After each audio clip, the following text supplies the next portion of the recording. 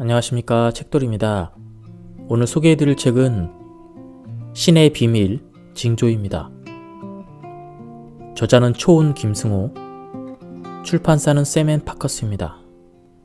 저자 소개를 간단하게 하겠습니다. 김승호, 주역 학자이자 작가이다. 1949년 서울에서 태어나 지난 50년간 과학으로서의 주역을 연구해 주역 과학이라는 새로운 개념과 체계를 정립하였다. 주요 저서로는 돈보다 운을 벌어라, 사는 곳이 운명이다, 사람이 운명이다를 비롯해 주역 과학 입문서, 주역 원론 6권, 운을 부르는 아이로 키워라 등 다수가 있다.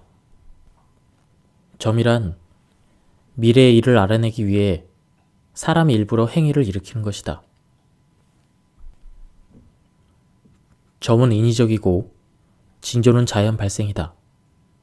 징조와 점은 이런 차이가 있다. 점은 인간이 하늘에 묻는 것이고 징조는 묻지 않는데 하늘이 미래의 일을 얼핏 보여주는 것이다. 둘 다 미래를 알아내는 유용한 방법이라고 할 수 있다. 우리는 종종 점을 치고 항상 징조를 받으며 살아간다. 그런데 징조에 대해서는 크게 의미를 두지 않고 그냥 그런가 보다 하고 넘어간다. 이것은 인생에서 굉장한 낭비이다.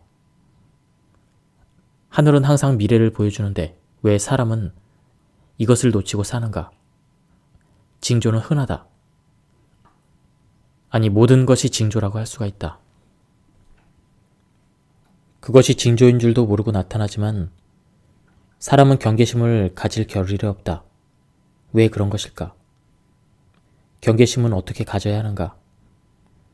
그리고 어떻게 대비를 해야 하는가? 이 책은 바로 이 질문에 대한 답이다. 징조란 무엇이고 왜 발생하며 어떻게 나타나는, 그리고 어떤 징조가 어떤 미래를 예고하는지, 징조를 어떻게 해석하는지, 또 징조를 읽고 운명을 어떻게 개선할 것인지 알아볼 것이다. 미래를 안다는 것은 누구에게나 매우 유용하고 유리하다. 그것이 여러 날 후이든 바로 잠시 후에 나타나든 각오나 대비를 할 수 있기 때문이다. 단지 징조를 알아차리기가 어려울 뿐이다. 그러니 평소에 경계를 놓지 말아야 할 것이다. 자연을 살피고 미래를 가정해보는 습관. 자연을 자세히 살피면 미래와 연결된 고리를 찾는 것이 그다지 어렵지 않다. 평소에 습관을 들이는 것이 중요하다. 무슨 일이 발생하면 그 자체만 보지 말고 이로 인해 어떤 연쇄의 반응이 일어나는지를 살펴봐야 한다. 무엇과 연결되어 있고 원인이 무엇이며 결과는 또 어떻게 될지 넓게 살피는 것이다. 이런저런 가정을 해보고 미래에 일어날 수 있는 일을 생각해 보라는 뜻이다. 물론 공연히 걱정을 키우거나 망상에 빠질 수도 있다. 그러나 10번 틀려도 한 번 맞출 수 있다면 커다란 이익을 얻을 일이다. 앞에서 말했듯 군자는 운명을 두려워한다고 공자도 인정했다. 세상 일은 언제 어디서 어떤 일이 발생할지 알 수가 없다. 그래서 긴장을 늦출 수 없다는 것이다. 그렇다고 해서 공연한 불안증이나 신경쇠약 증상을 일으킬 필요는 없다. 약간씩만 미래를 염두에 두고 두루 살피며 살라는 뜻이다. 오늘, 지금 무슨 일이 일어났는가? 이것은 무심코 넘길 일이 아니다. 모든 현상이 미래의 단서이기 때문이다. 별일 아닌 것에 운명의 힌트가 숨어있다. 최근 며칠 들어 유난히 전화가 많이 오거나 오래전에 연락이 끊어졌던 사람들의 소식을 전해 듣는가? 이는 혹시 어떤 징조가 아닐까? 지금 당장은 정확한 답을 몰라도 된다. 그 일과 관련된 미래를 자주 생각하는 것은 미래의 이익이 될 수 있고 좋은 취미도 될 것이다.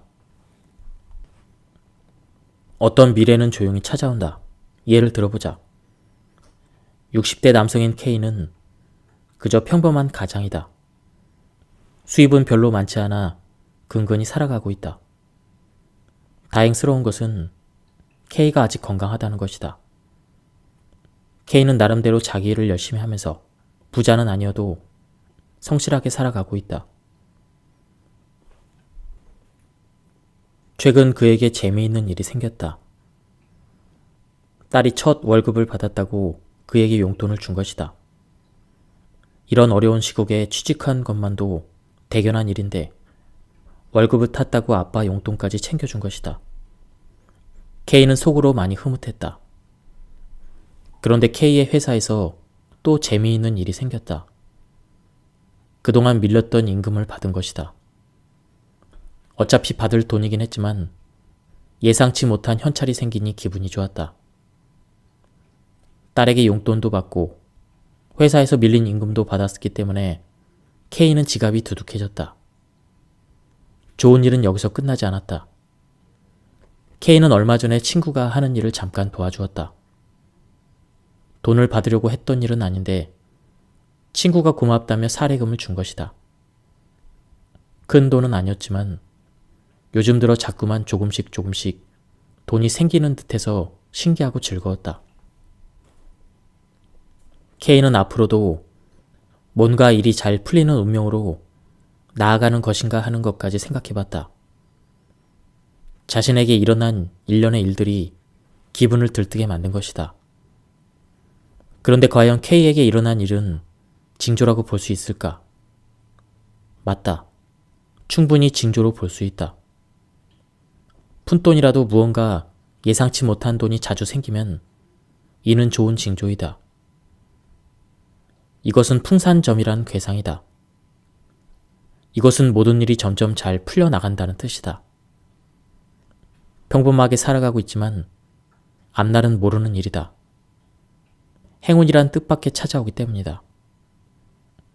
K는 그 후에 회사에서 진급을 했고 딸이 스스로 벌었으니 살림살이도 전보다 훨씬 나아졌다. 이것은 앞으로 좋은 운명으로 가는 징조의 시작이다. 징조는 이렇게 찾아온다. 별일 아닌 것에서 운명을 엿볼 수 있는 것이다. 현상만 보지 말고 그 속에 깃든 앞날을 보라. 생활 속에서 아주 작은 즐거움이라도 자주 생기면 이는 운명이 점점 좋아지는 징조이므로 전문가가 아니더라도 누구나 자기 운명을 예측할 수가 있다. 반대로 왠지 짜증나는 일이 자주 생기면 그 자체로 물론 기분이 나쁘겠지만 앞으로 더욱 나쁜 일이 있을 수 있으니 경계해야 한다. 누구라도 자신의 운명에 대해서 조금씩은 스스로 느끼며 살 수밖에 없고 꼭 그래야 한다. 육감이라고 불러도 좋고 징조든 계시든 무엇이라고 불러도 좋다. 매일 일어나는 현상만 볼 게 아니라 그것이 가리키는 앞날을 그려보는 것이 좋다. 오늘 이런 일이 생겼는데 이것은 무엇의 징조일까? 이런 식으로 스스로에게 자문자답해보는 것이다. 나의 경우는 하루하루 일어나는 모든 일을 징조로 해석해본다. 그렇게 해서 내 운명의 흐름을 항상 짐작하고 살아가는 것이다. 징조를 해석하는 공부는 처음에는 엉터리일 수도 있다. 그러나 항상 징조를 염두에 두면 어느새 운명을 짐작할 수가 있다. 좀 더 수준 높은 징조에 대해서 알고 싶다면 먼저 주역을 공부하는 것이 좋다. 기억에 남을 만한 특별한 사건인가? P는 대체 무슨 일을 겪은 것일까? 이건 역시 어떤 징조가 아닐까? 물건이 거리에서 흩어지고 커피를 쏟고 짜증나는 전화를 2번이나 받고 공연히 남편에게 분노를 품었다. 이 모든 일이 단 하루 동안 일어났다고 하니 뭔가 좀 이상했다. 대부분 기억에 남을 만한 특별한 사건이 아닌가? 이런 것은 대개 어떤 운명을 미리 암시하는 징조라고 봐야 한다. 그리고 실제로 P에게 며칠 뒤 징조에 부합하는 사건이 터졌다. 이번에는 봉투가 찢어지거나 커피를 쏟는 것 같은 사소한 문제가 아니었다. 급하게 일을 추진하다가 큰 손해를 봤던 것이다. 계약은 성사되지 못했고 재정적인 피해도 컸다. B는 나중에 친지들에게 유난히도 재수가 없었던 그날을 얘기했을 뿐 그것이 어떤 징조였다는 것, 이어서 필연적으로 일어난 어떤 사건들을 미리 예고하는 것인 줄은 몰랐다. 대자연에서 벌어지는 사건은 모두 뜻이 있다. 그리고 같은 뜻을 지닌 사건은 함께 몰려다니는 법이다. P에게 앞으로 일어날 미래의 사건은 그와 같은 맥락에서 일어난 것이다. 그렇다면 P는 찢기고 쏟아지고 분해될 것이 무엇인지를 살펴보고 할 수 있다면 무언가를 미리 대비해야 한다. 세상의 모든 일은 뜻이 있다. 얼핏 보기에 다른 사건도 뜻으로 보면 같은 것이 많다. 이를 살피는 것이 징조를 살피는 것이다. 내일 무슨 일이 일어날 것인가? 이는 오늘 무슨 일들이 일어나는가를 보면 짐작할 수 있다. 세상 일은 같은 맥락의 사건이 이어지는 법이기 때문이다.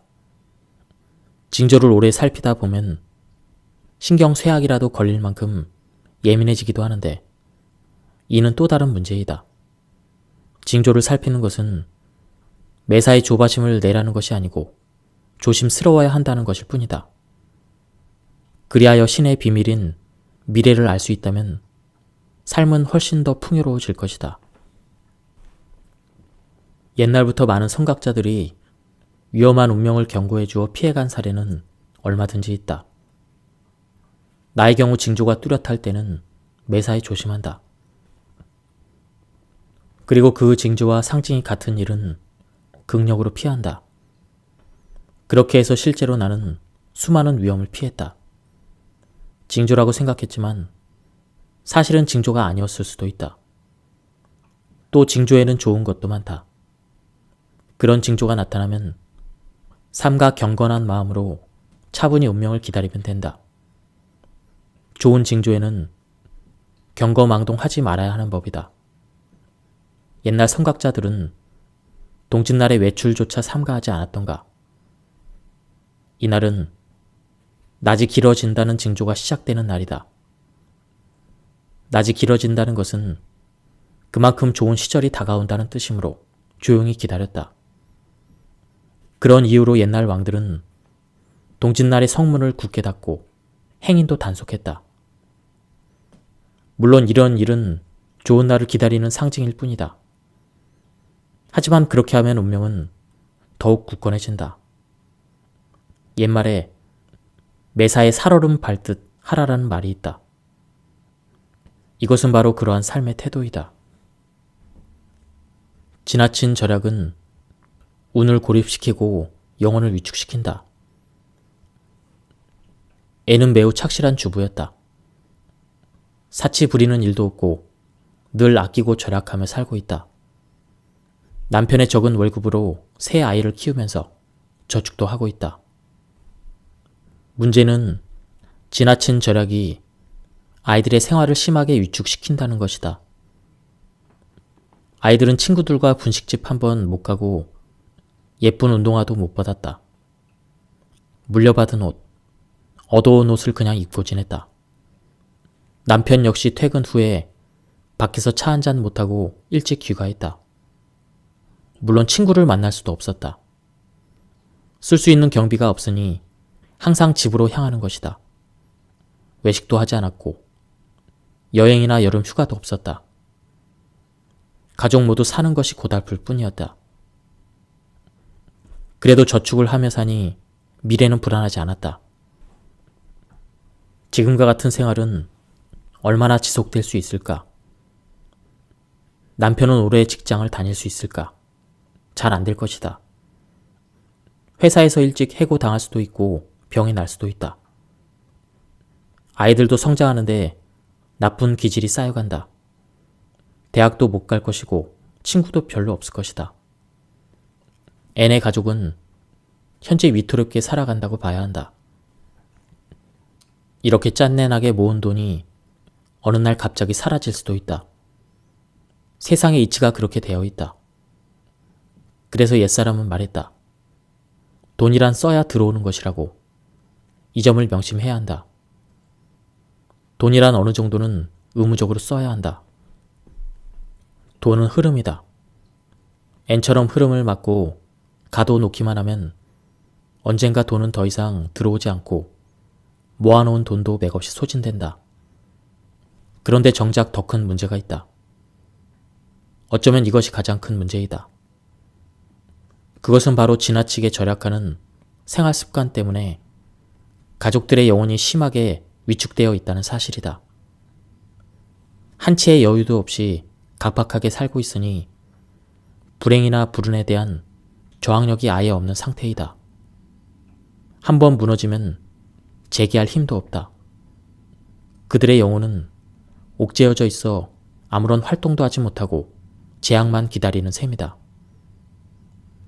세상을 바라볼 힘이 아예 없고 어둠 속을 걸어가는 것과 같은 상황이다. 지나치게 절약하다 보면 변화에 대처할 능력도 상실된다. 인간관계는 어떻게 되겠는가? 이런 집안 사람과 누가 사귀고 싶어 할까? 운명이란 인간과 교류하면서 좋아지는 법인데 N의 가족은 현재 심하게 고립되어 있다. 호킹 박사의 블랙홀 연구 결과는 우주에서 어떤 정보도 소실되지 않는다는 것이고, 이는 우주에 있는 모든 역사가 보존된다는 뜻이다.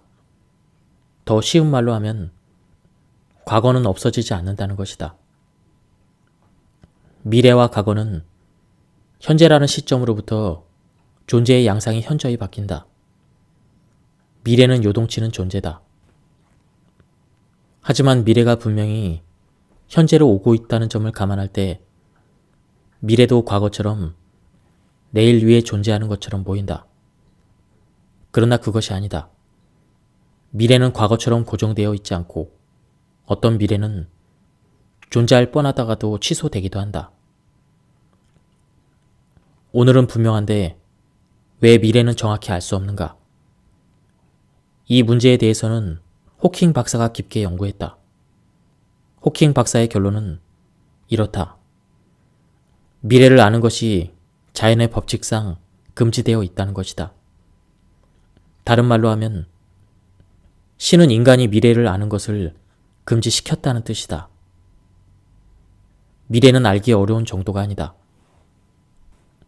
그것을 알려고 하는 것조차 자연의 법칙이 금지시켰다는 것이다. 호킹 박사는 절망했다. 그렇다면 점과 징조를 통해서 미래를 아는 것 역시 금지되어 있다는 뜻인가? 이 문제도 뒤에 가서 더 자세히 설명하겠지만 답은 아니오이다. 미래는 점과 징조를 용납한다. 거기에는 충분한 이유가 있다. 우주의 삼라만상은 어떻게 만들어졌나? 우주에는 무한한 사물들이 있다. 그래서 삼라만상이라고 했던가? 그런데 이 많은 것들이 어떻게 만들어지는 것일까? 조물주가 무한히 많은 사물을 하나씩 만들 수는 없을 것이다. 그 많은 것을 다 만들려면 시간이 무한대로 걸리고 번거롭기 그지 없을 것이다. 물질만 해도 그렇다. 자연계는 그야말로 무한한 종류의 물질이 있다. 이것을 어떻게 하나씩 만들었겠는가? 소금 따로, 설탕 따로, 식초 따로. 이것은 불가능하다. 조물주가 아무리 능력이 뛰어나더라도 말이다. 좋은 방법이 있다. 처음에 딱 몇 가지 사물만 만들고 이것이 자동으로 파생되어 가게 만들면 된다. 물질의 경우는 단 92가지 원소만 있으면 우주에 무한히 많은 모든 사물을 다 만들 수 있다. 자연계의 모든 모양은 마치 원소처럼 기본 틀이 있어서 그것이 파생하면서 무수히 많은 모양들을 만들어낸 것이다. 이것을 프랙탈이라고 하는데 사물마다 가지고 있는 그토록 다양한 모양들도 실은 몇 가지 프랙털 양식으로 만들 수가 있다. 프랙털이란 전체와 부분이 닮아 있다는 개념인데 나뭇잎의 경우 기본 틀을 계속해서 반복하면 점점 나뭇잎이 만들어진다. 과학자들은 이미 틀을 발견하고 그것으로부터 무수히 많은 모양을 만들어내는 데 성공했다. 우리 주변의 프랙털은 어디에든 널려 있다. 우리의 몸만 해도 그렇다. 몸의 모든 구조는 단순한 데서 시작한다.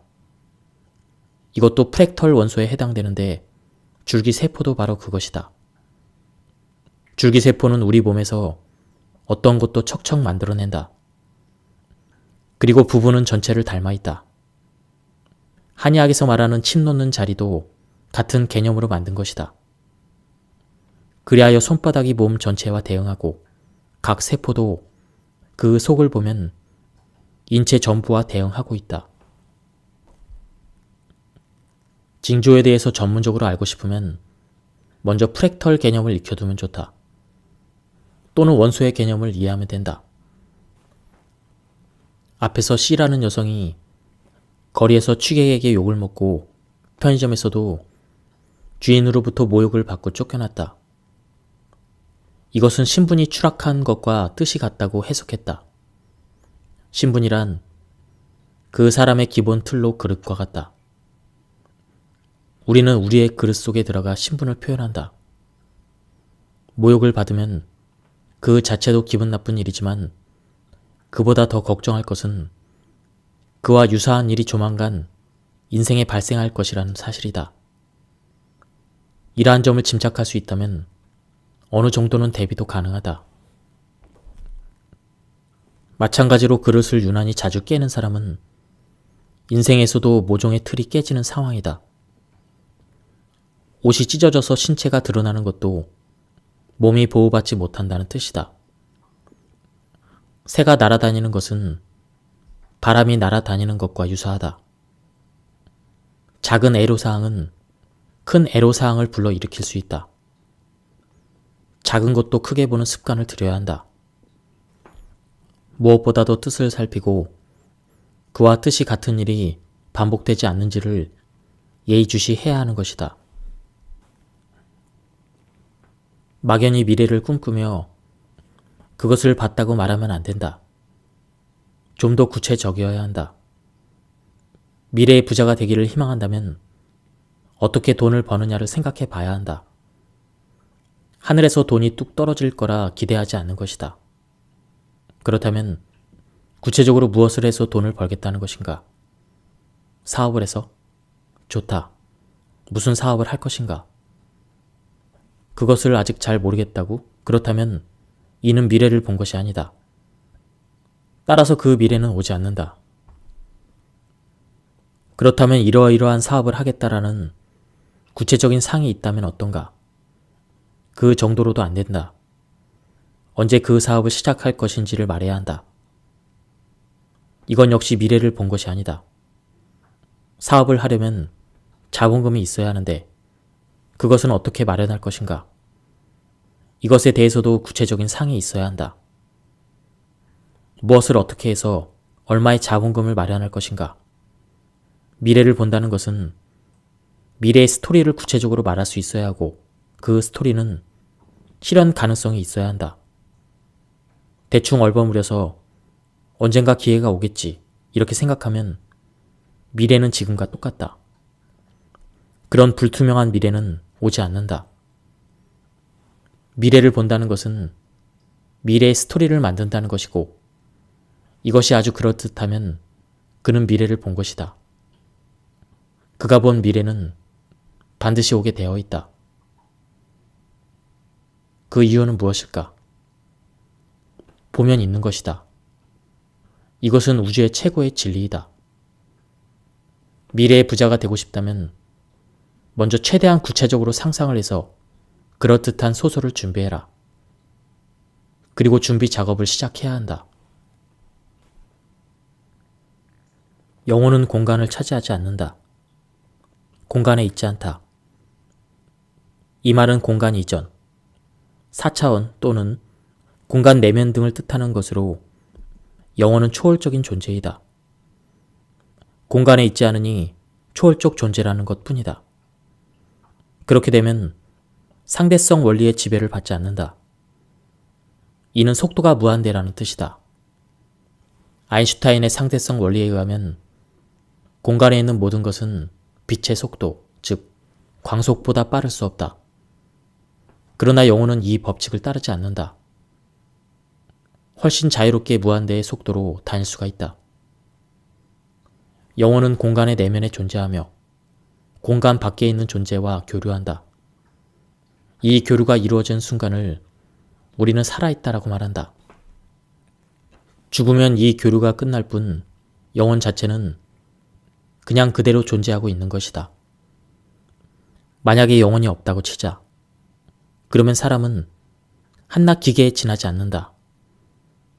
죽으면 그대로 끝나는 것이고 살아있을 때의 모든 행위에 대해서 책임지지 않는다.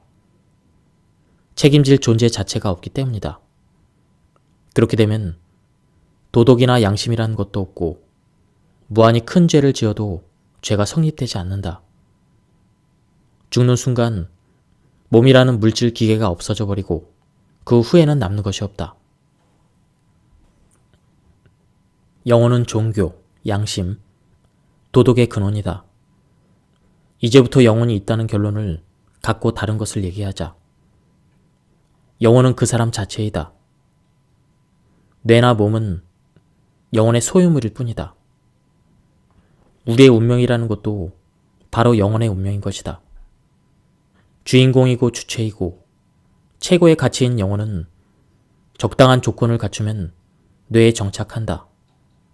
이것이 바로 출생이다. 영혼은 원래 공간 이전의 존재로 우주 전체를 바로 볼 수 있는 존재이다. 이러한 영혼이 생이 시작되는 순간부터 뇌에 깃들면 탄생 이전의 모든 것을 잊어버린다. 그리고 몸으로서 살아가는 것이다. 이때부터 영혼은 몸에 딱 붙어서 몸과 하나가 된다. 이제 주도권이 몸으로 넘어간다. 영혼은 몸에 의해서 부자연스러워지고 그 상태로 일생을 보내게 된다. 영혼은 원래 우주 전체를 바라보는 신통력을 가지고 있었는데 몸이 생겼기 때문에 그 능력을 잊어버린다.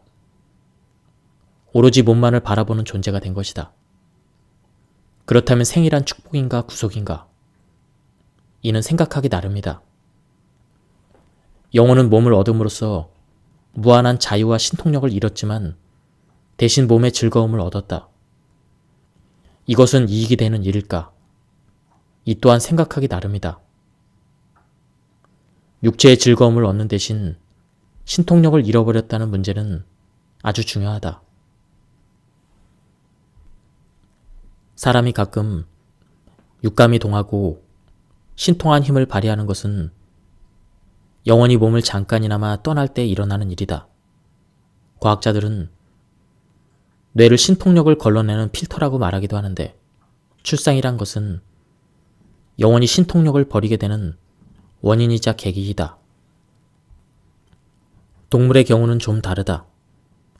영혼과 뇌가 완벽하게 밀착하지 못했기 때문에 가끔 신통력을 발휘한다. 개는 주인이 멀리 출장을 다녀올 때 역전의 마중을 나서기도 한다. 이것이 신통력이다. 그리고 이 힘은 개의 영혼이 잠시 뇌를 떠났기 때문에 가능하다. 어쩌면 동물은 몸의 세계와 몸 밖의 4차원 세계를 동시에 보는 것인지도 모른다.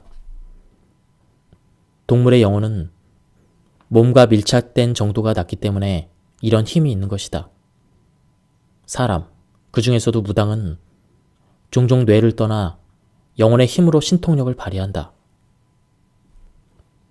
예로부터 성각자, 성인, 그리고 도인들은 미래를 잘 예측했다. 다른 무엇보다 이들은 징조에 민감했기 때문이다. 앞에서도 말했듯 인디언 할아버지들은 바람의 냄새를 맡고 기병대가 올 것을 예상했다. 나는 실제로 우리나라 할머니들이 기후를 예측하는 것을 종종 봐왔다. 징조는 기후 예측과도 많이 닮아 있는데 무슨 대단한 관측이 필요한 것은 아니다. 세상 일은 대개 프랙털 구조로 부분과 전체가 닮아 있다. 때문에 부분을 보는 것은 전체를 보는 것과 같다. 옛날 제갈 공명이나 병법의 대가 손자는 병사들의 사소한 움직임에서 전투의 결과를 예측하기도 했다. 부분을 보고 전체를 예측한 것이다. 징조의 종류는 참으로 많다. 의사들은 환자의 음성이나 안색을 살펴 병이 날 것을 예측하기도 한다. 경제학자들은 사회의 한 단면을 보고 국가 전체의 경제를 예측한다. 우리나라 말에 낌새라는 것이 있다. 어쩌면 이 단어가 징조의 느낌과 가장 유사하다고 볼 수 있다. 사람이 너무 바쁘다는 것은 아주 위험하다는 뜻이다. 영혼이 꽉 조여서 자유가 없고 기계처럼 살아간다. 영혼이란 너무 자유로워서도 안 되지만 너무 부자유해서도 안 된다. 알의 경우는 영혼이 몸을 쫓아다니느라 넓은 것을 보지 못하고 있다. 혼이 빠진 것이나 마찬가지다. 있어도 움직일 수 없으니 이것은 없는 것과 다르지 않다는 의미이다. 인생에서 쉴 틈 없이 바쁘다는 것은 보람찬 것이 아니라 아주 위험한 것이다. 땀을 흘리며 사는 것이 제법 근면하고 훌륭한 것 같지만 삶의 목적은 근면해지려는 것이 아니지 않는가. 알은 지금 당장 바뀌어야 한다. 그는 주말마다 등산을 갔고 퇴근 후에는 헬스클럽을 가거나 파트타임으로 영어를 가르치며 돈을 벌었다. 하지만 이러한 일들은 모두 시간 여유가 있을 때나 하는 일이다. 친구들과 차 한잔 할 시간도 없다는 것은 큰 문제이다. 지금처럼 지낼 바에는 직장도 그만두는 편이 좋다. 시간이 너무 없다는 것은 재난에 대해서 무방비라는 뜻이다. 사람이 여유를 가지고 쉬고 있을 때 그저 놀고 있다는 것이 아니다. 영혼에게 자유를 주어 사방을 살피게 하고 운명을 감독하게 하는 것이다. 영혼은 원래 미래를 방비하는 힘이 있다. 우리 몸의 면역력과 같다. 알은 현재의 영혼의 면역력이 점점 떨어지고 있다. 계속 이런 생활이 지속되면 영혼이 반란을 일으킬 수도 있다. 우리의 몸과 마음이 아무것도 하지 않고 있는 시간에 영혼은 실로 많은 일을 한다. 새벽부터 밤 늦게까지 1분의 여유도 없이 일정이 꽉꽉 차 있다면 이는 재앙으로 떨어지는 중이라고 봐도 무방하다. 인간 사회에 주말 휴일이 있어 일주일에 한 번이라도 쉬게 하는 데는 다 이유가 있다. 이럴 때까지 돈을 더 벌려고 나서면 재앙을 맞을 수도 있는 것이다. 운의 흐름을 끊으면 역풍이 돌아온다. 몇 년 전의 일이다. 우리나라는 월드컵 축구 예선전을 통과하고 본선 32강전에 출전했다. 첫 상대는 제법 강한 팀으로 우리나라가 승리할 가능성은 아주 작았다. 그런데 어쩐 일인지 처음부터 잘 풀려서 골을 넣은 것이다. 그런데 그 순간 이상한 일이 발생했다. 감독이 여러 명의 선수를 교체한 것이다. 저는 수비수였고 여기에 골키퍼도 교체했다. 1점도 귀한 상황에 한 골을 넣었으니 이것을 지키고 싶었던 것이다. 선수가 여러 명으로 교체됨으로써 축구의 흐름이 끊겼다. 투지가 끓어오르고 있었는데 찬물을 꽉 끼얹은 것과 같았다. 결정적인 것은 상대편이 여유를 갖게 된 것이다. 우리 편이 강하게 몰아붙일 때는 당황했는데 이제 몇 분 쉬고 나니 그들 특유의 실력이 살아나기 시작했다.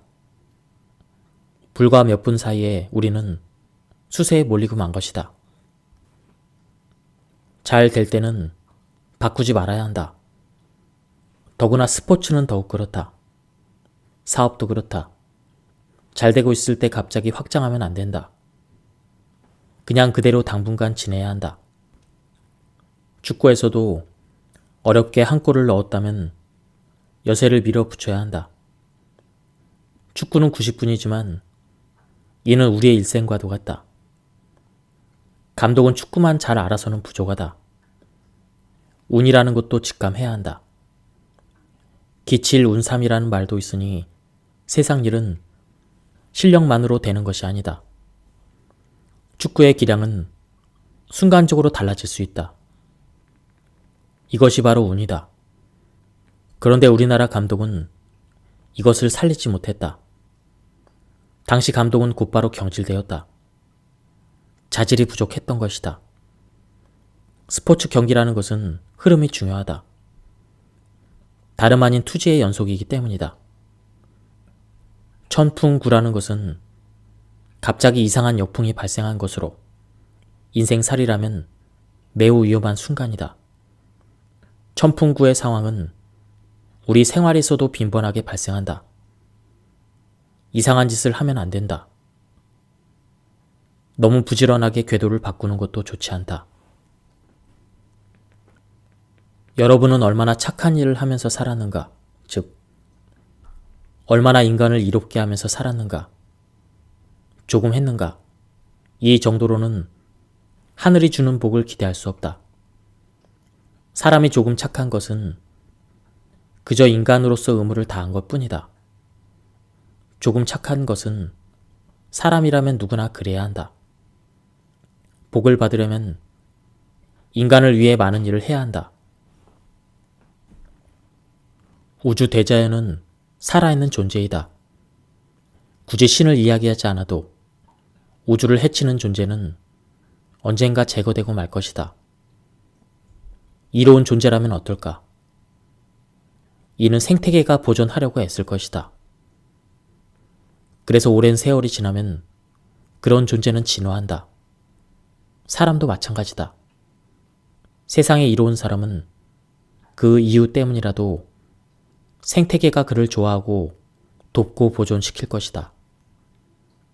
세상에 이로운 사람은 하늘이 그를 도울 것이다. 하늘이 착한 사람을 돕는 것은 천지 대자연의 섭리이다. 다만 하늘이 언제 돕는지는 알 수 없다. 그러나 은행에 돈을 저축해 놓는 것처럼 착한 사람은 하늘의 행운을 저축해 놓는 것과 똑같다.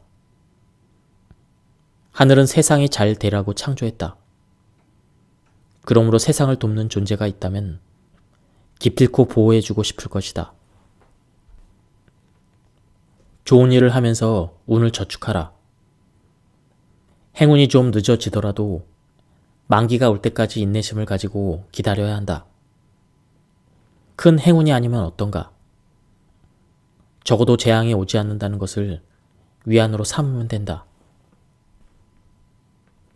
꿈에 조상님을 뵙고 로또를 샀더니 당첨이 되었다는 얘기를 종종 듣는다. 이는 꿈과 당첨이 한 가지 틀에 묶여서 그렇다.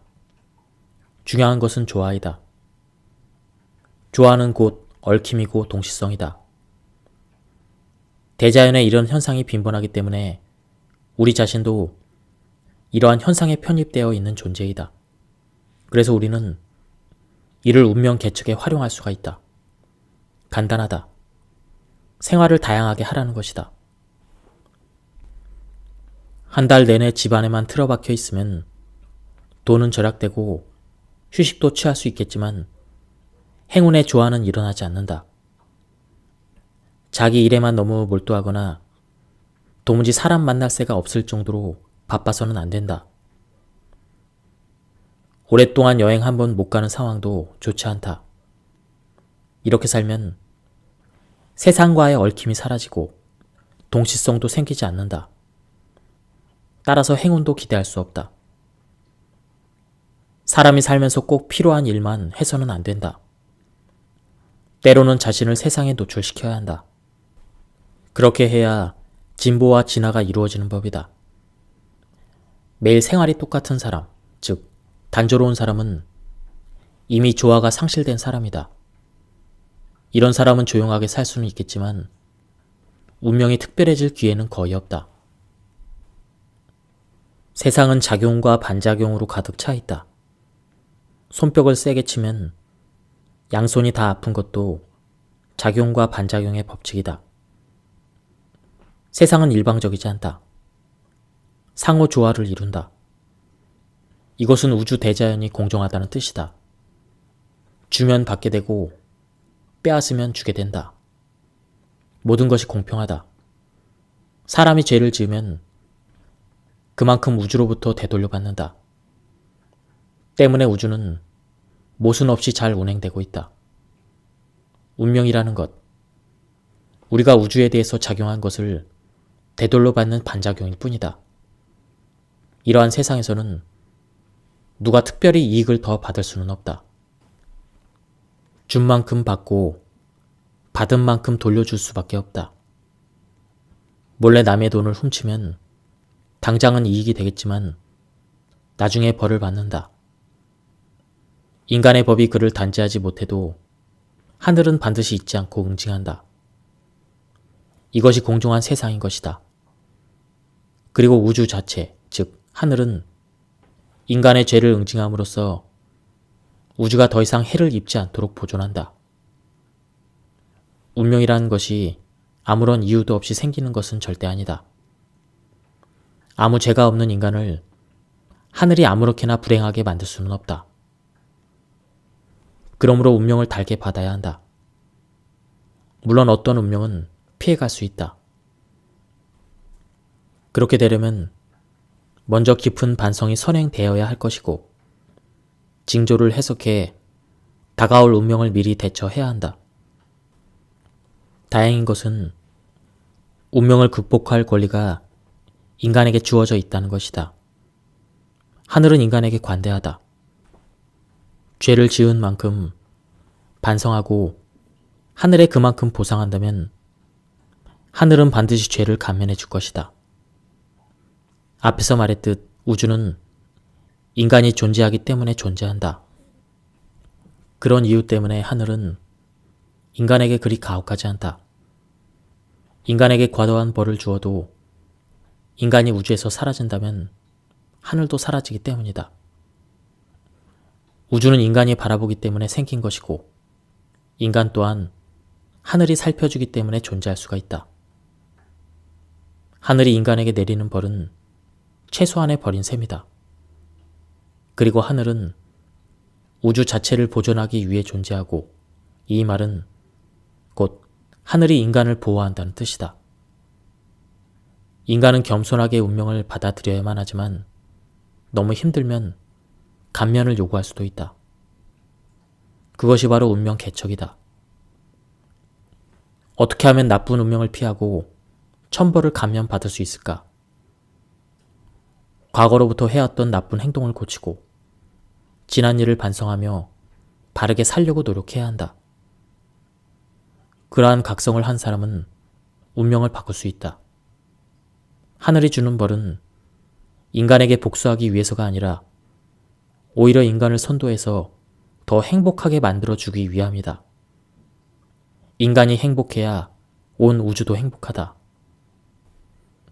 징조란 시간과 공간 속에 출현하는 모든 현상이다. 우리가 그것을 느끼지 못해도 시간이 지나면 어떤 형태로든 그 정체는 드러난다. 우리는 가끔 과거의 징조를 뒤늦게 깨닫는다. 징조란 요란스럽게 다가오는 것도 있고 조용히 눈치채지 못하게 다가오는 것도 있다. 어떤 징조들은 너무나 고요해서 매일 보고 있어도 그것이 징조인 줄 모른다. 주로 어떤 것이 그런 징조에 해당할까? 바로 우리가 사는 환경 그 자체가 징조이다.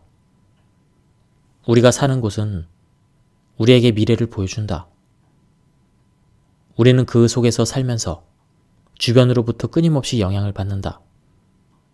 결국 그 영향이 누적되고 때가 되면 하나의 사건으로 나타난다. 운명이라는 것은 조용히 조금씩 내리는 빗물 같아서 언제 젖는지 모르게 우리를 적신다. 소낙비는 순식간에 옷을 흠뻑 적시지만 가랑비는 당장 눈치채지 못한다. 그래서 옛말에 가랑비에 옷 젖는 줄 모른다고 하는 것이다. 이는 운명이 소리 없이 조금씩 찾아와 어느새 우리 생활 속에 자리 잡는 것을 뜻한다. 사실 운명의 세계에서 무서운 것은 바로 이것이다. 특별히 나빠진 이유를 발견하지 못했는데 어느 날 돌아보니 자신이 불행 속에서 살고 있다면 어떻겠는가. 그러므로 항상 주변에서 어떤 느낌을 받는지 확인하고 매사에 주의해야 한다. 미세한 징조는 딱히 드러나지 않기 때문에 느낌으로 파악할 수밖에 없다. 예, 지금까지 이 책에 대한 리뷰를 모두 마쳤습니다. 이 책은 전작들과 마찬가지로 굉장히 쉽게 익히고 내용도 어렵지 않아서 굉장히 좋았습니다. 제가 발췌 요약해서 설명드렸기 때문에 맥락이 많이 끊겼습니다. 한번 책을 구해서 읽어보실 것을 추천드립니다. 여기서 리뷰를 마치도록 하겠습니다. 감사합니다. 안녕하십니까, 책돌이입니다. 오늘 소개해드릴 책은 신의 비밀 징조입니다. 저자는 초은 김승호, 출판사는 샘앤파커스입니다. 저자 소개를 간단하게 하겠습니다. 김승호, 주역 학자이자 작가이다. 1949년 서울에서 태어나 지난 50년간 과학으로서의 주역을 연구해 주역 과학이라는 새로운 개념과 체계를 정립하였다. 주요 저서로는 돈보다 운을 벌어라, 사는 곳이 운명이다, 사람이 운명이다를 비롯해 주역과학 입문서, 주역 원론 6권, 운을 부르는 아이로 키워라 등 다수가 있다. 점이란 미래의 일을 알아내기 위해 사람이 일부러 행위를 일으키는 것이다. 점은 인위적이고 징조는 자연 발생이다. 징조와 점은 이런 차이가 있다. 점은 인간이 하늘에 묻는 것이고 징조는 묻지 않는데 하늘이 미래의 일을 얼핏 보여주는 것이다. 둘 다 미래를 알아내는 유용한 방법이라고 할 수 있다. 우리는 종종 점을 치고 항상 징조를 받으며 살아간다. 그런데 징조에 대해서는 크게 의미를 두지 않고 그냥 그런가 보다 하고 넘어간다. 이것은 인생에서 굉장한 낭비이다. 하늘은 항상 미래를 보여주는데 왜 사람은 이것을 놓치고 사는가? 징조는 흔하다. 아니, 모든 것이 징조라고 할 수가 있다. 그것이 징조인 줄도 모르고 나타나지만 사람은 경계심을 가질 겨를이 없다. 왜 그런 것일까? 경계심은 어떻게 가져야 하는가? 그리고 어떻게 대비를 해야 하는가? 이 책은 바로 이 질문에 대한 답이다. 징조란 무엇이고 왜 발생하며 어떻게 나타나는, 그리고 어떤 징조가 어떤 미래를 예고하는지, 징조를 어떻게 해석하는지, 또 징조를 읽고 운명을 어떻게 개선할 것인지 알아볼 것이다. 미래를 안다는 것은 누구에게나 매우 유용하고 유리하다. 그것이 여러 날 후이든 바로 잠시 후에 나타나든 가거나 대비를 할 수 있기 때문이다. 단지 징조를 알아차리기가 어려울 뿐이다. 그러니 평소에 경계를 놓지 말아야 할 것이다. 자연을 살피고 미래를 가정해보는 습관. 자연을 자세히 살피면 미래와 연결된 고리를 찾는 것이 그다지 어렵지 않다. 평소에 습관을 들이는 것이 중요하다. 무슨 일이 발생하면 그 자체만 보지 말고 이로 인해 어떤 연쇄의 반응이 일어나는지를 살펴봐야 한다. 무엇과 연결되어 있고 원인이 무엇이며 결과는 또 어떻게 될지 넓게 살피는 것이다. 이런저런 가정을 해보고 미래에 일어날 수 있는 일을 생각해 보라는 뜻이다. 물론 공연히 걱정을 키우거나 망상에 빠질 수도 있다. 그러나 10번 틀려도 한 번 맞출 수 있다면 커다란 이익을 얻을 일이다. 앞에서 말했듯 군자는 운명을 두려워한다고 공자도 인정했다. 세상 일은 언제 어디서 어떤 일이 발생할지 알 수가 없다. 그래서 긴장을 늦출 수 없다는 것이다. 그렇다고 해서 공연한 불안증이나 신경쇠약 증상을 일으킬 필요는 없다. 약간씩만 미래를 염두에 두고 두루 살피며 살라는 뜻이다. 오늘, 지금 무슨 일이 일어났는가? 이것은 무심코 넘길 일이 아니다. 모든 현상이 미래의 단서이기 때문이다. 별일 아닌 것에 운명의 힌트가 숨어 있다. 최근 며칠 들어 유난히 전화가 많이 오거나 오래전에 연락이 끊어졌던 사람들의 소식을 전해 듣는가? 이는 혹시 어떤 징조가 아닐까? 지금 당장은 정확한 답을 몰라도 된다. 그 일과 관련된 미래를 자주 생각하는 것은 미래의 이익이 될 수 있고 좋은 취미도 될 것이다. 어떤 미래는 조용히 찾아온다. 예를 들어보자. 60대 남성인 K는 그저 평범한 가장이다. 수입은 별로 많지 않아 근근히 살아가고 있다. 다행스러운 것은 K가 아직 건강하다는 것이다. K는 나름대로 자기 일을 열심히 하면서 부자는 아니어도 성실하게 살아가고 있다. 최근 그에게 재미있는 일이 생겼다. 딸이 첫 월급을 받았다고 그에게 용돈을 준 것이다. 이런 어려운 시국에 취직한 것만도 대견한 일인데 월급을 탔다고 아빠 용돈까지 챙겨준 것이다. K는 속으로 많이 흐뭇했다. 그런데 K의 회사에서 또 재미있는 일이 생겼다. 그동안 밀렸던 임금을 받은 것이다.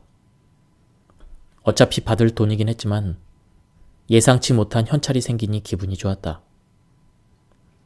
딸에게 용돈도 받고 회사에서 밀린 임금도 받았기 때문에 K는 지갑이 두둑해졌다. 좋은 일은 여기서 끝나지 않았다. K는 얼마 전에 친구가 하는 일을 잠깐 도와주었다. 돈을 받으려고 했던 일은 아닌데 친구가 고맙다며 사례금을 준 것이다. 큰 돈은 아니었지만 요즘 들어 자꾸만 조금씩 돈이 생기는 듯해서 신기하고 즐거웠다. K는 앞으로도 뭔가 일이 잘 풀리는 운명으로 나아가는 것인가 하는 것까지 생각해봤다.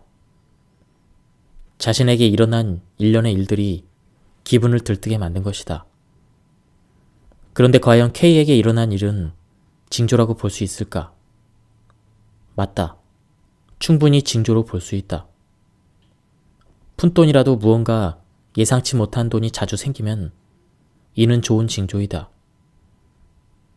이것은 풍산점이란 괴상이다. 이것은 모든 일이 점점 잘 풀려나간다는 뜻이다. 평범하게 살아가고 있지만 앞날은 모르는 일이다. 행운이란 뜻밖에 찾아오기 때문이다. K는 그 후에 회사에서 진급을 했고 딸이 스스로 벌었으니 살림살이도 전보다 훨씬 나아졌다. 이것은 앞으로 좋은 운명으로 가는 징조의 시작이다. 징조는 이렇게 찾아온다. 별일 아닌 것에서 운명을 엿볼 수 있는 것이다. 현상만 보지 말고 그 속에 깃든 앞날을 보라. 생활 속에서 아주 작은 즐거움이라도 자주 생기면 이는 운명이 점점 좋아지는 징조이므로 전문가가 아니더라도 누구나 자기 운명을 예측할 수가 있다. 반대로 왠지 짜증나는 일이 자주 생기면 그 자체로 물론 기분이 나쁘겠지만 앞으로 더욱 나쁜 일이 있을 수 있으니 경계해야 한다. 누구라도 자신의 운명에 대해서 조금씩은 스스로 느끼며 살 수밖에 없고 꼭 그래야 한다. 육감이라고 불러도 좋고 징조든 계시든 무엇이라고 불러도 좋다. 매일 일어나는 현상만 볼 게 아니라 그것이 가리키는 앞날을 그려보는 것이 좋다. 오늘 이런 일이 생겼는데 이것은 무엇의 징조일까? 이런 식으로 스스로에게 자문자답해보는 것이다. 나의 경우는 하루하루 일어나는 모든 일을 징조로 해석해본다. 그렇게 해서 내 운명의 흐름을 항상 짐작하고 살아가는 것이다. 징조를 해석하는 공부는 처음에는 엉터리일 수도 있다. 그러나 항상 징조를 염두에 두면 어느새 운명을 짐작할 수가 있다. 좀 더 수준 높은 징조에 대해서 알고 싶다면 먼저 주역을 공부하는 것이 좋다. 기억에 남을 만한 특별한 사건인가? P는 대체 무슨 일을 겪은 것일까? 이건 역시 어떤 징조가 아닐까? 물건이 거리에서 흩어지고 커피를 쏟고 짜증나는 전화를 2번이나 받고 공연히 남편에게 분노를 품었다. 이 모든 일이 단 하루 동안 일어났다고 하니 뭔가 좀 이상했다. 대부분 기억에 남을 만한 특별한 사건이 아닌가? 이런 것은 대개 어떤 운명을 미리 암시하는 징조라고 봐야 한다. 그리고 실제로 P에게 며칠 뒤 징조에 부합하는 사건이 터졌다. 이번에는 봉투가 찢어지거나 커피를 쏟는 것 같은 사소한 문제가 아니었다. 급하게 일을 추진하다가 큰 손해를 봤던 것이다. 계약은 성사되지 못했고 재정적인 피해도 컸다. P는 나중에 친지들에게 유난히도 재수가 없었던 그날을 얘기했을 뿐 그것이 어떤 징조였다는 것, 이어서 필연적으로 일어난 어떤 사건들을 미리 예고하는 것인 줄은 몰랐다. 대자연에서 벌어지는 사건은 모두 뜻이 있다. 그리고 같은 뜻을 지닌 사건은 함께 몰려다니는 법이다. P에게 앞으로 일어날 미래의 사건은 그와 같은 맥락에서 일어난 것이다. 그렇다면 P는 찢기고 쏟아지고 분해될 것이 무엇인지를 살펴보고 할 수 있다면 무언가를 미리 대비해야 한다. 세상의 모든 일은 뜻이 있다. 얼핏 보기에 다른 사건도 뜻으로 보면 같은 것이 많다. 이를 살피는 것이 징조를 살피는 것이다. 내일 무슨 일이 일어날 것인가? 이는 오늘 무슨 일들이 일어나는가를 보면 짐작할 수 있다. 세상 일은 같은 맥락의 사건이 이어지는 법이기 때문이다. 징조를 오래 살피다 보면 신경쇠약이라도 걸릴 만큼 예민해지기도 하는데 이는 또 다른 문제이다. 징조를 살피는 것은 매사에 조바심을 내라는 것이 아니고 조심스러워야 한다는 것일 뿐이다.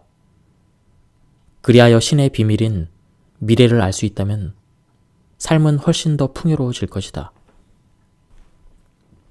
옛날부터 많은 선각자들이 위험한 운명을 경고해 주어 피해간 사례는 얼마든지 있다. 나의 경우 징조가 뚜렷할 때는 매사에 조심한다. 그리고 그 징조와 상징이 같은 일은 극력으로 피한다. 그렇게 해서 실제로 나는 수많은 위험을 피했다. 징조라고 생각했지만 사실은 징조가 아니었을 수도 있다. 또 징조에는 좋은 것도 많다. 그런 징조가 나타나면 삼가 경건한 마음으로 차분히 운명을 기다리면 된다. 좋은 징조에는 경거망동하지 말아야 하는 법이다. 옛날 선각자들은 동짓날에 외출조차 삼가하지 않았던가? 이날은 낮이 길어진다는 징조가 시작되는 날이다. 낮이 길어진다는 것은 그만큼 좋은 시절이 다가온다는 뜻이므로 조용히 기다렸다. 그런 이유로 옛날 왕들은 동짓날에 성문을 굳게 닫고 행인도 단속했다. 물론 이런 일은 좋은 날을 기다리는 상징일 뿐이다. 하지만 그렇게 하면 운명은 더욱 굳건해진다. 옛말에 매사에 살얼음 밟듯 하라라는 말이 있다. 이것은 바로 그러한 삶의 태도이다. 지나친 절약은 운을 고립시키고 영혼을 위축시킨다. 애는 매우 착실한 주부였다. 사치 부리는 일도 없고 늘 아끼고 절약하며 살고 있다. 남편의 적은 월급으로 새 아이를 키우면서 저축도 하고 있다. 문제는 지나친 절약이 아이들의 생활을 심하게 위축시킨다는 것이다. 아이들은 친구들과 분식집 한 번 못 가고 예쁜 운동화도 못 받았다. 물려받은 옷, 얻어온 옷을 그냥 입고 지냈다. 남편 역시 퇴근 후에 밖에서 차 한잔 못하고 일찍 귀가했다. 물론 친구를 만날 수도 없었다. 쓸 수 있는 경비가 없으니 항상 집으로 향하는 것이다. 외식도 하지 않았고 여행이나 여름 휴가도 없었다. 가족 모두 사는 것이 고달플 뿐이었다. 그래도 저축을 하며 사니 미래는 불안하지 않았다. 지금과 같은 생활은 얼마나 지속될 수 있을까? 남편은 오래 직장을 다닐 수 있을까? 잘 안 될 것이다. 회사에서 일찍 해고당할 수도 있고 병이 날 수도 있다. 아이들도 성장하는데 나쁜 기질이 쌓여간다. 대학도 못 갈 것이고 친구도 별로 없을 것이다. 애네 가족은 현재 위태롭게 살아간다고 봐야 한다. 이렇게 짠내나게 모은 돈이 어느 날 갑자기 사라질 수도 있다. 세상의 이치가 그렇게 되어 있다. 그래서 옛사람은 말했다. 돈이란 써야 들어오는 것이라고. 이 점을 명심해야 한다. 돈이란 어느 정도는 의무적으로 써야 한다. 돈은 흐름이다. N처럼 흐름을 막고 가둬놓기만 하면 언젠가 돈은 더 이상 들어오지 않고 모아놓은 돈도 맥없이 소진된다. 그런데 정작 더 큰 문제가 있다. 어쩌면 이것이 가장 큰 문제이다. 그것은 바로 지나치게 절약하는 생활 습관 때문에 가족들의 영혼이 심하게 위축되어 있다는 사실이다. 한치의 여유도 없이 각박하게 살고 있으니 불행이나 불운에 대한 저항력이 아예 없는 상태이다. 한번 무너지면 재기할 힘도 없다. 그들의 영혼은 옥죄어져 있어 아무런 활동도 하지 못하고 재앙만 기다리는 셈이다. 세상을 바라볼 힘이 아예 없고 어둠 속을 걸어가는 것과 같은 상황이다. 지나치게 절약하다 보면 변화에 대처할 능력도 상실된다. 인간관계는 어떻게 되겠는가? 이런 집안 사람과 누가 사귀고 싶어 할까? 운명이란 인간과 교류하면서 좋아지는 법인데 N의 가족은 현재 심하게 고립되어 있다. 호킹 박사의 블랙홀 연구 결과는 우주에서 어떤 정보도 소실되지 않는다는 것이고, 이는 우주에 있는 모든 역사가 보존된다는 뜻이다. 더 쉬운 말로 하면 과거는 없어지지 않는다는 것이다. 미래와 과거는 현재라는 시점으로부터 존재의 양상이 현저히 바뀐다. 미래는 요동치는 존재다. 하지만 미래가 분명히 현재로 오고 있다는 점을 감안할 때 미래도 과거처럼 내일 위에 존재하는 것처럼 보인다. 그러나 그것이 아니다. 미래는 과거처럼 고정되어 있지 않고 어떤 미래는 존재할 뻔하다가도 취소되기도 한다. 오늘은 분명한데 왜 미래는 정확히 알 수 없는가? 이 문제에 대해서는 호킹 박사가 깊게 연구했다. 호킹 박사의 결론은 이렇다. 미래를 아는 것이 자연의 법칙상 금지되어 있다는 것이다. 다른 말로 하면 신은 인간이 미래를 아는 것을 금지시켰다는 뜻이다. 미래는 알기 어려운 정도가 아니다. 그것을 알려고 하는 것조차 자연의 법칙이 금지시켰다는 것이다. 호킹 박사는 절망했다. 그렇다면 점과 징조를 통해서 미래를 아는 것 역시 금지되어 있다는 뜻인가? 이 문제도 뒤에 가서 더 자세히 설명하겠지만 답은 아니오이다. 미래는 점과 징조를 용납한다. 거기에는 충분한 이유가 있다.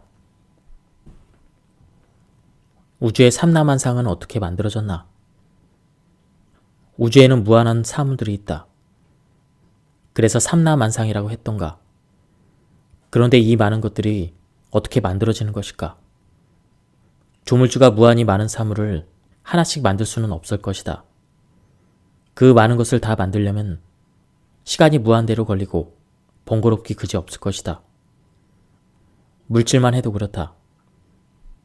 자연계는 그야말로 무한한 종류의 물질이 있다. 이것을 어떻게 하나씩 만들었겠는가?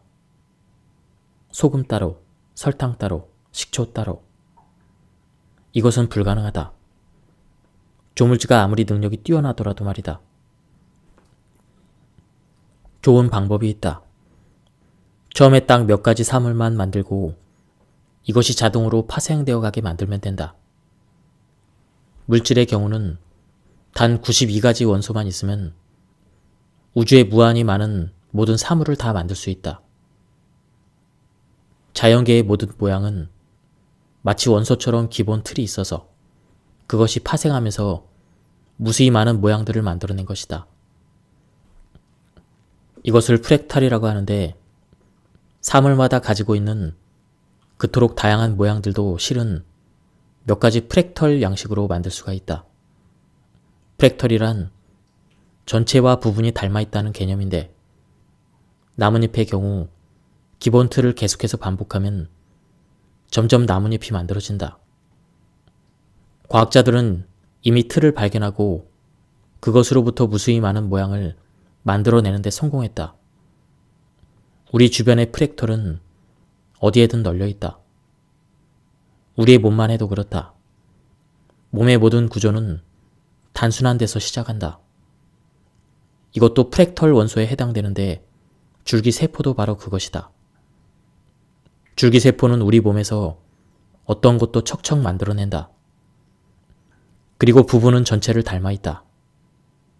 한의학에서 말하는 침 놓는 자리도 같은 개념으로 만든 것이다. 그리하여 손바닥이 몸 전체와 대응하고 각 세포도 그 속을 보면 인체 전부와 대응하고 있다. 징조에 대해서 전문적으로 알고 싶으면 먼저 프랙털 개념을 익혀두면 좋다. 또는 원소의 개념을 이해하면 된다. 앞에서 C라는 여성이 거리에서 취객에게 욕을 먹고 편의점에서도 주인으로부터 모욕을 받고 쫓겨났다. 이것은 신분이 추락한 것과 뜻이 같다고 해석했다. 신분이란 그 사람의 기본 틀로 그릇과 같다. 우리는 우리의 그릇 속에 들어가 신분을 표현한다. 모욕을 받으면 그 자체도 기분 나쁜 일이지만 그보다 더 걱정할 것은 그와 유사한 일이 조만간 인생에 발생할 것이라는 사실이다. 이러한 점을 짐작할 수 있다면 어느 정도는 대비도 가능하다. 마찬가지로 그릇을 유난히 자주 깨는 사람은 인생에서도 모종의 틀이 깨지는 상황이다. 옷이 찢어져서 신체가 드러나는 것도 몸이 보호받지 못한다는 뜻이다. 새가 날아다니는 것은 바람이 날아다니는 것과 유사하다. 작은 애로사항은 큰 애로사항을 불러일으킬 수 있다. 작은 것도 크게 보는 습관을 들여야 한다. 무엇보다도 뜻을 살피고 그와 뜻이 같은 일이 반복되지 않는지를 예의주시해야 하는 것이다. 막연히 미래를 꿈꾸며 그것을 봤다고 말하면 안 된다. 좀 더 구체적이어야 한다. 미래의 부자가 되기를 희망한다면 어떻게 돈을 버느냐를 생각해 봐야 한다. 하늘에서 돈이 뚝 떨어질 거라 기대하지 않는 것이다. 그렇다면 구체적으로 무엇을 해서 돈을 벌겠다는 것인가? 사업을 해서? 좋다. 무슨 사업을 할 것인가? 그것을 아직 잘 모르겠다고? 그렇다면 이는 미래를 본 것이 아니다.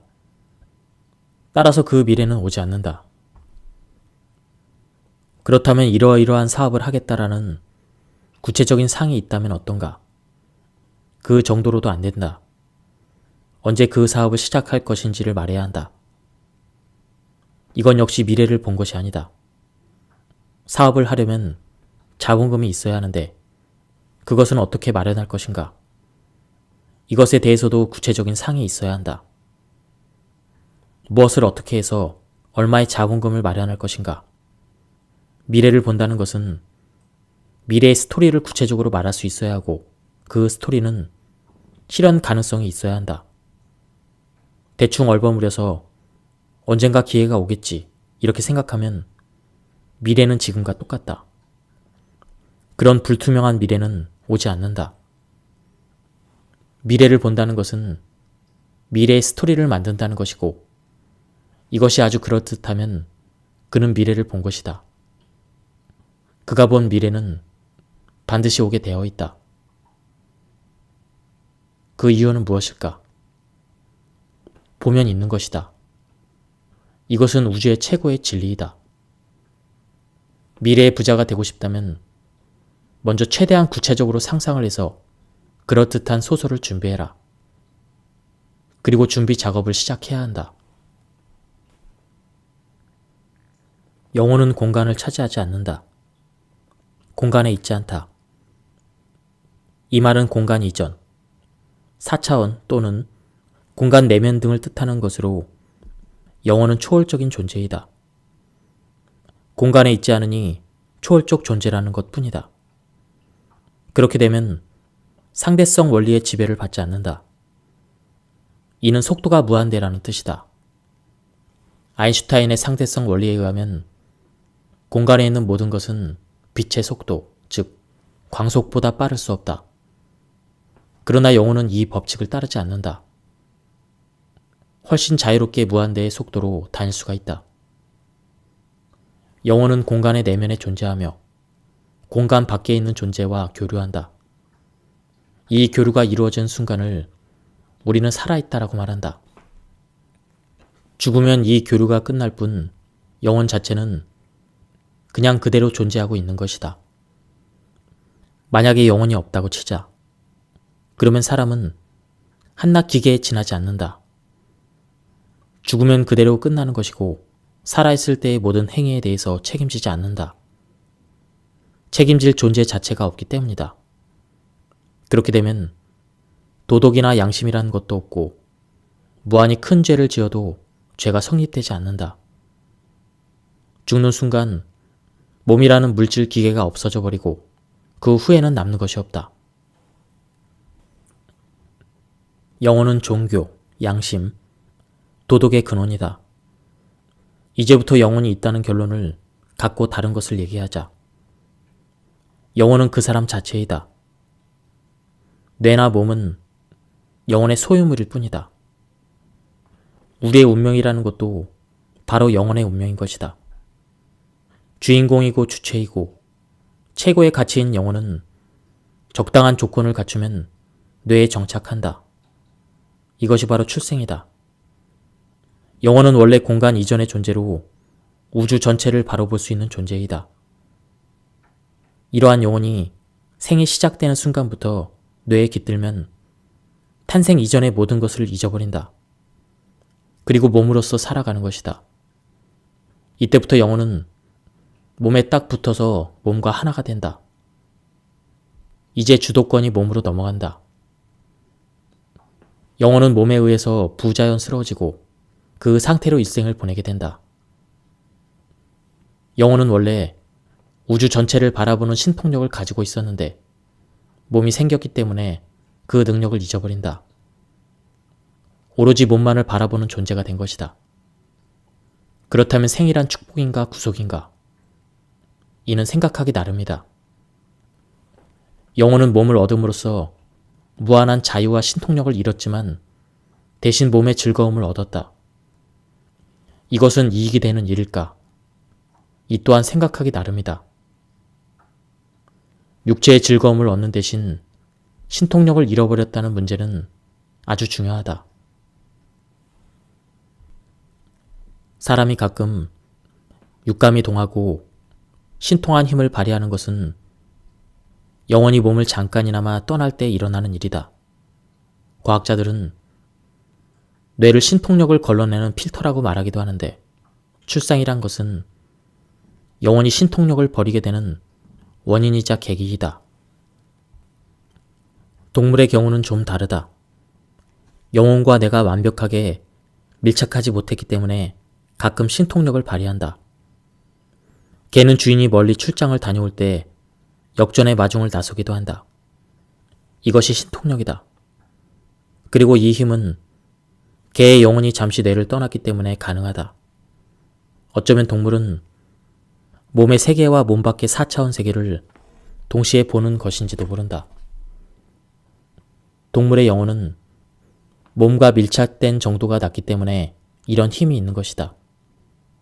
사람, 그 중에서도 무당은 종종 뇌를 떠나 영혼의 힘으로 신통력을 발휘한다. 예로부터 성각자, 성인, 그리고 도인들은 미래를 잘 예측했다. 다른 무엇보다 이들은 징조에 민감했기 때문이다. 앞에서도 말했듯 인디언 할아버지들은 바람의 냄새를 맡고 기병대가 올 것을 예상했다. 나는 실제로 우리나라 할머니들이 기후를 예측하는 것을 종종 봐왔다. 징조는 기후 예측과도 많이 닮아 있는데 무슨 대단한 관측이 필요한 것은 아니다. 세상 일은 대개 프랙털 구조로 부분과 전체가 닮아 있다. 때문에 부분을 보는 것은 전체를 보는 것과 같다. 옛날 제갈공명이나 병법의 대가 손자는 병사들의 사소한 움직임에서 전투의 결과를 예측하기도 했다. 부분을 보고 전체를 예측한 것이다. 징조의 종류는 참으로 많다. 의사들은 환자의 음성이나 안색을 살펴 병이 날 것을 예측하기도 한다. 경제학자들은 사회의 한 단면을 보고 국가 전체의 경제를 예측한다. 우리나라 말에 낌새라는 것이 있다. 어쩌면 이 단어가 징조의 느낌과 가장 유사하다고 볼 수 있다. 사람이 너무 바쁘다는 것은 아주 위험하다는 뜻이다. 영혼이 꽉 조여서 자유가 없고 기계처럼 살아간다. 영혼이란 너무 자유로워서도 안 되지만 너무 부자유해서도 안 된다. 알의 경우는 영혼이 몸을 쫓아다니느라 넓은 것을 보지 못하고 있다. 혼이 빠진 것이나 마찬가지다. 있어도 움직일 수 없으니 이것은 없는 것과 다르지 않다는 의미이다.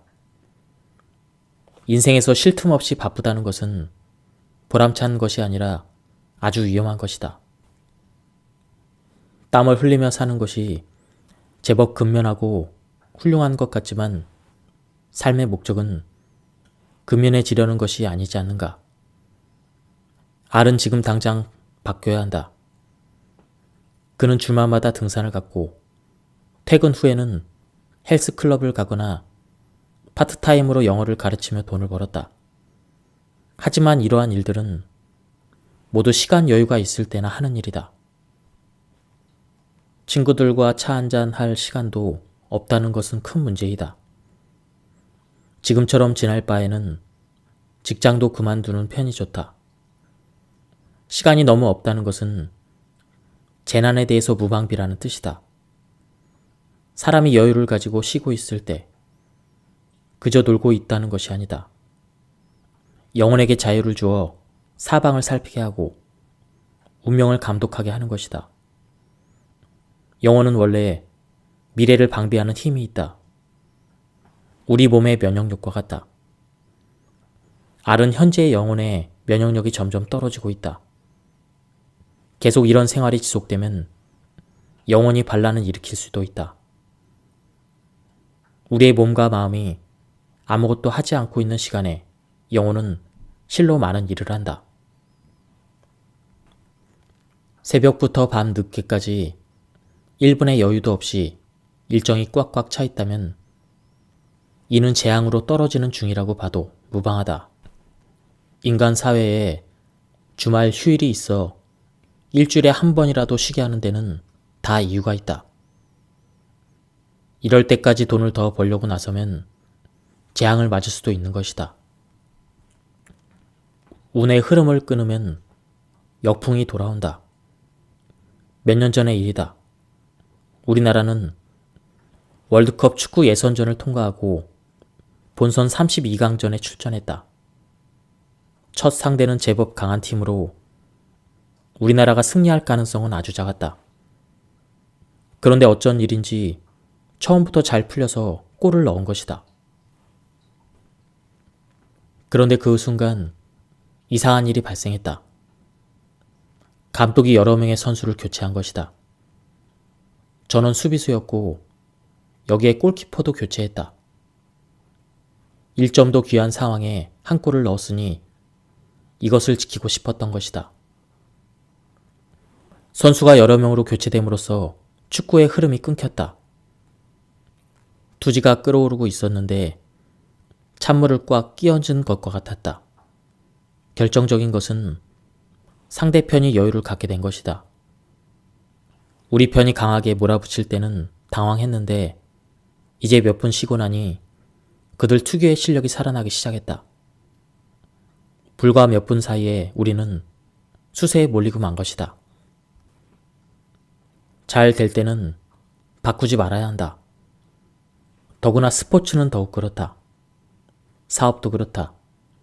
잘 되고 있을 때 갑자기 확장하면 안 된다. 그냥 그대로 당분간 지내야 한다. 축구에서도 어렵게 한 골을 넣었다면 여세를 밀어붙여야 한다. 축구는 90분이지만 이는 우리의 일생과도 같다. 감독은 축구만 잘 알아서는 부족하다. 운이라는 것도 직감해야 한다. 기칠운삼이라는 말도 있으니 세상 일은 실력만으로 되는 것이 아니다. 축구의 기량은 순간적으로 달라질 수 있다. 이것이 바로 운이다. 그런데 우리나라 감독은 이것을 살리지 못했다. 당시 감독은 곧바로 경질되었다. 자질이 부족했던 것이다. 스포츠 경기라는 것은 흐름이 중요하다.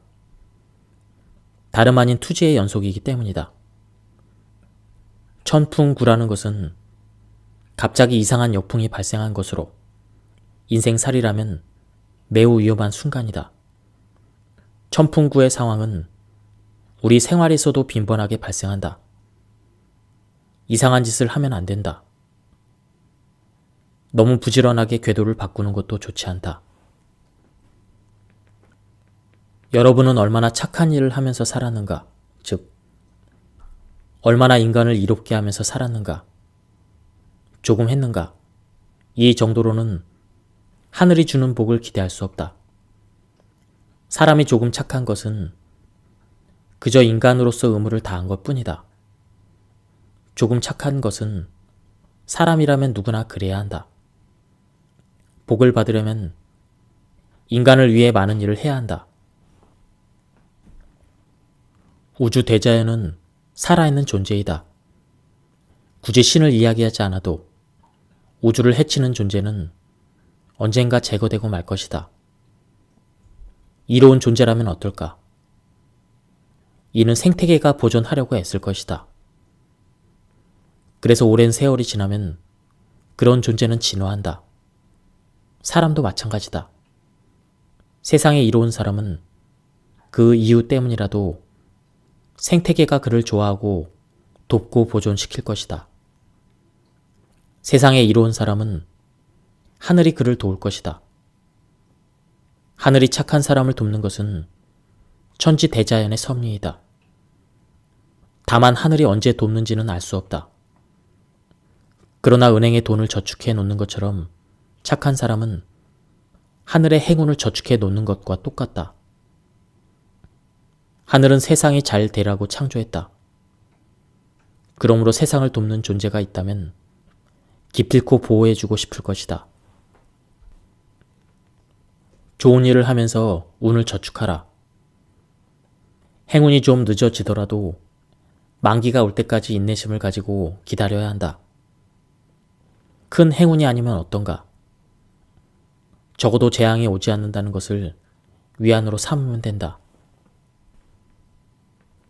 꿈에 조상님을 뵙고 로또를 샀더니 당첨이 되었다는 얘기를 종종 듣는다.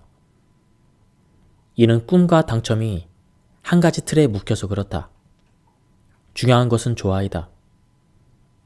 좋아는 곧 얽힘이고 동시성이다.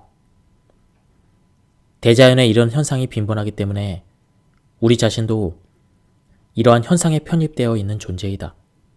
그래서 우리는 이를 운명 개척에 활용할 수가 있다. 간단하다. 생활을 다양하게 하라는 것이다. 한 달 내내 집 안에만 틀어박혀 있으면 돈은 절약되고 휴식도 취할 수 있겠지만 행운의 조화는 일어나지 않는다. 자기 일에만 너무 몰두하거나 도무지 사람 만날 새가 없을 정도로 바빠서는 안 된다. 오랫동안 여행 한 번 못 가는 상황도 좋지 않다. 이렇게 살면 세상과의 얽힘이 사라지고 동시성도 생기지 않는다. 따라서 행운도 기대할 수 없다. 사람이 살면서 꼭 필요한 일만 해서는 안 된다. 때로는 자신을 세상에 노출시켜야 한다. 그렇게 해야 진보와 진화가 이루어지는 법이다. 매일 생활이 똑같은 사람, 즉 단조로운 사람은 이미 조화가 상실된 사람이다. 이런 사람은 조용하게 살 수는 있겠지만 운명이 특별해질 기회는 거의 없다. 세상은 작용과 반작용으로 가득 차 있다. 손뼉을 세게 치면 양손이 다 아픈 것도 작용과 반작용의 법칙이다. 세상은 일방적이지 않다. 상호 조화를 이룬다. 이것은 우주 대자연이 공정하다는 뜻이다. 주면 받게 되고 빼앗으면 주게 된다. 모든 것이 공평하다. 사람이 죄를 지으면 그만큼 우주로부터 되돌려받는다. 때문에 우주는 모순 없이 잘 운행되고 있다. 운명이라는 것, 우리가 우주에 대해서 작용한 것을 되돌려 받는 반작용일 뿐이다. 이러한 세상에서는 누가 특별히 이익을 더 받을 수는 없다. 준 만큼 받고 받은 만큼 돌려줄 수밖에 없다. 몰래 남의 돈을 훔치면 당장은 이익이 되겠지만 나중에 벌을 받는다. 인간의 법이 그를 단죄하지 못해도 하늘은 반드시 잊지 않고 응징한다. 이것이 공정한 세상인 것이다. 그리고 우주 자체, 즉 하늘은 인간의 죄를 응징함으로써 우주가 더 이상 해를 입지 않도록 보존한다. 운명이라는 것이 아무런 이유도 없이 생기는 것은 절대 아니다. 아무 죄가 없는 인간을 하늘이 아무렇게나 불행하게 만들 수는 없다. 그러므로 운명을 달게 받아야 한다. 물론 어떤 운명은 피해갈 수 있다.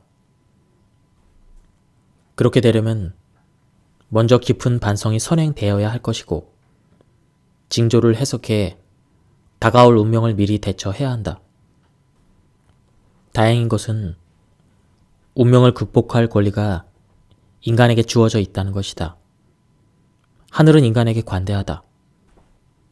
죄를 지은 만큼 반성하고 하늘에 그만큼 보상한다면 하늘은 반드시 죄를 감면해 줄 것이다. 앞에서 말했듯 우주는 인간이 존재하기 때문에 존재한다. 그런 이유 때문에 하늘은 인간에게 그리 가혹하지 않다. 인간에게 과도한 벌을 주어도 인간이 우주에서 사라진다면 하늘도 사라지기 때문이다. 우주는 인간이 바라보기 때문에 생긴 것이고 인간 또한 하늘이 살펴주기 때문에 존재할 수가 있다. 하늘이 인간에게 내리는 벌은 최소한의 벌인 셈이다. 그리고 하늘은 우주 자체를 보존하기 위해 존재하고 이 말은 곧 하늘이 인간을 보호한다는 뜻이다. 인간은 겸손하게 운명을 받아들여야만 하지만 너무 힘들면 감면을 요구할 수도 있다. 그것이 바로 운명 개척이다. 어떻게 하면 나쁜 운명을 피하고 천벌을 감면받을 수 있을까?